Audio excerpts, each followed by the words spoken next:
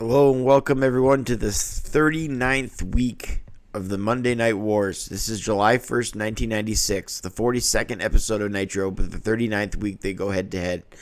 Nitro beats Raw for the third week in a row of many, with a score of 3.3 for Nitro, and Raw got 2.6. So through 39 weeks, Nitro now has 20 wins to the WWF 17 and 2 draws. This is the Nitro with a 3.3 rating. Nitro begins with Pyro all over Landover, Maryland for Monday Night Nitro live on TNT. The first hour of Nitro is the living legend Larry Sabisco and Tony Schiavone. Bischoff will be back for commentary. The show begins with DDP joining the commentary booth, saying he needs to find a ring. He's strip searching everyone. He's lost his ring. So DDP is calling out everybody, but the commentary team are saying, we don't have it. We don't have it.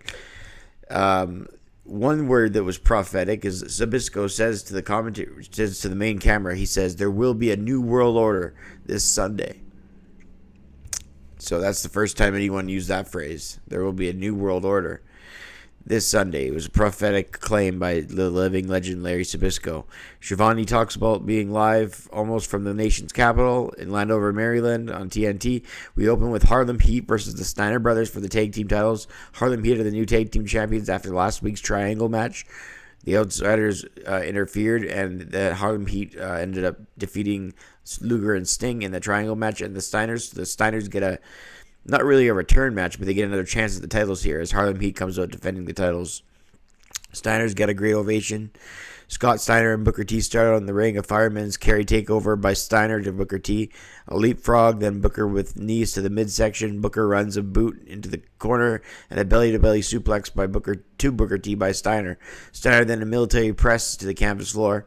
Steiner with a belly-to-belly overhead suplex to Booker T as he tags in Stevie Ray.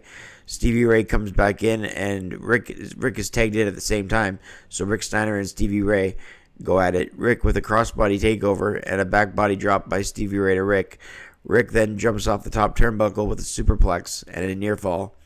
Scott with a tag in and a near fall with his knee to the back of Ray. Booker T gets tagged in and he hits a scissors kick, but his teammate makes the save to Scott Steiner when Rick was almost pinned by Booker T. Both teams go down with a double clothesline. In the end here, Rick Steiner clotheslines Stevie Ray and Booker T with a scoop slam to Rick. Rick, the legal man on the inside, goes for a bulldog at the top. The Steiners lift Booker T. Colonel Parker hits Rick Steiner over the head with a stick, and Scott doesn't see it as Harlem Heat cheat to victory.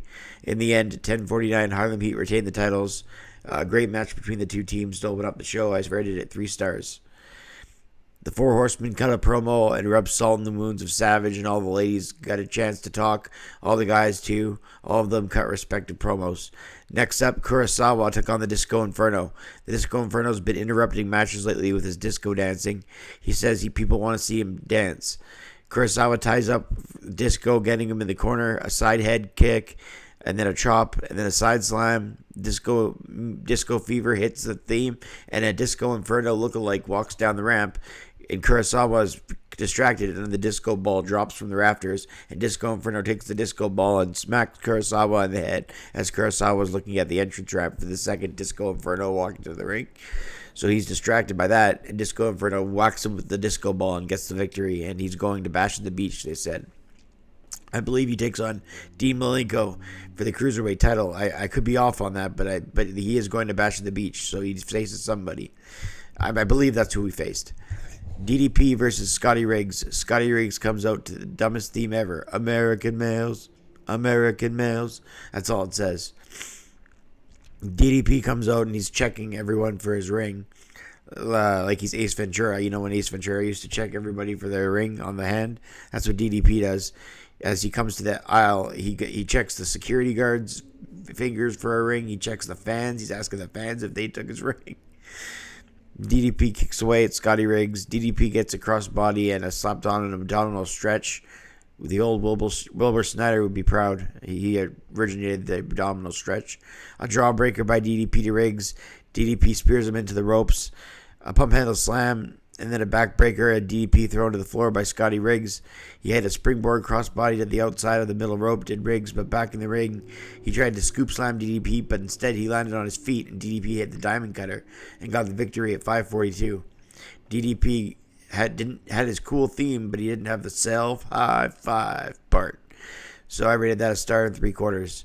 Next up, we have Macho Man versus the Greg the Hammer Valentine. The Hammer is slow and methodical, whereas Savage is quick and explosive, so a nice contrast.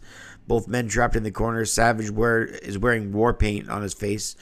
Macho with a boot to the face to Valentine. Valentine came back with an elbow to Savage, a reverse elbow drop, hard rights, and then till Valentine ate a boot in the corner. On the outside, Savage drives him into the guardrail. Valentine tossed through the ropes, and then Valentine on the outside sends Savage into the guardrail, and they both chop away at each other. Savage dropped by Valentine, and Savage slams the Hammer down to the canvas. Valentine with a belly-to-back suplex. Savage snaps up and goes for the flying elbow drop and wins at 5:19. Rated at a star and a half. Hour number 2 of Nitro begins right as Savage wins, so the pyros go off in the crowd as hour 2 begins. Bischoff is back from injury, so he comes back to the broadcast booth for the first time. Bischoff calls Nash by name for the first time and says, "You guys didn't scare anybody." And he can't wait personally for the Bash at the Beach. Nash and Hall then come from the back with everyone going crazy. They got popcorn and pop, and they came to watch the big boys play. That's what they tell security. They run a vignette on Glacier, and I wonder if people thought that Glacier was a third man.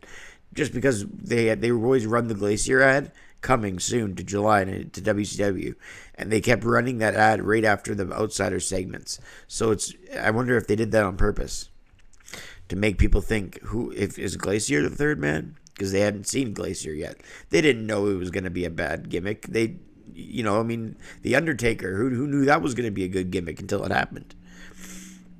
The Giant, out with Jimmy Hart, defends the world title against John Tenta.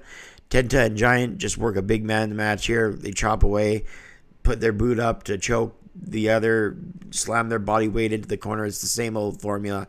In the end, at 6:37, Giant wins after Jimmy Hart got knocked off the apron. Sullivan ran down and he got kicked off the apron, but while distracted John Tenta, who then got a kick to the head, and Giant chokeslammed him for the victory, retaining the world title, 3/4 of a star. The Dungeon of Doom cut a promo, and then they show a promo package of Rey Mysterio Jr. Then the Outsiders cut off the promo package of Rey Jr. and all the highlights he has, because he's taking on Psychosis at the Bash at the Beach. Which is an amazing match. The Outsiders came towards the announcers at the time. Savage, Sting, and Luger then ran from the back, and the Outsiders confronted the Faces, and they said that everybody will get their hands on everybody this Sunday. Jim Duggan is backstage saying he found DDP's ring in the toilet. So DDP blames him and calls him a thief, and then Duggan wrapped his fist and punched him out and said, "I'll see you this Sunday." The main event was the Horsemen versus Joe Gomez, the Renegade, and the Rock and Roll Express. The Horsemen came to the ring to faces. Ric Flair and Joe Gomez went at it. Gomez was in there for a long time and needed a hot tag. When he eventually did take the Rock and Roll Express, they came in and they cleaned house.